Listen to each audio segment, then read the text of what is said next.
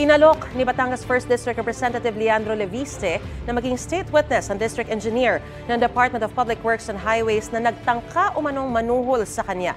Ito'y matapos magsampa si Leviste ng mga reklamong direct bribery, corruption of public officials at paglabag sa Anti-Graft and Corrupt Practices Act laban kay District Engineer Abelardo Calalo sa Batangas Provincial Prosecutor's Office. Paliwanag daw ni Calalo kay Leviste na kasanayan ng hindi dumaan sa bidding ang DPWH project sa kanilang distrito. Congressman na raw ang pumipili sa mga contractor na magbibigay anyay o ng anya standard operating procedure.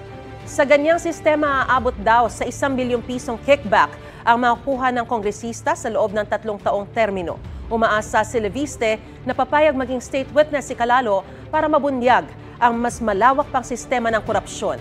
Sabi naman ng kampo ni Calalo, pinag-aaralan pa nila kung hihilingin sa piskalya na magsagawa muna ng preliminary investigation kaugnay sa reklamo ni Leviste.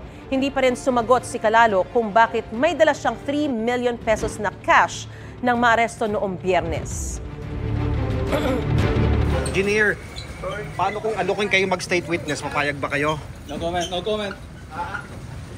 Attorney, kung alokin po siya, hindi lang po dapat yung mga employees ng DPWH ang dapat nating hold to account. May mga mas guilty pa kaysa sa mga DPWH employees na ito. I believe with the help of state witnesses, we can catch a bigger fish. Kapuso, huwag magpapahuli sa latest news and updates. Mag-iuna ka sa balita at mag-subscribe sa YouTube channel ng GMA Integrated News.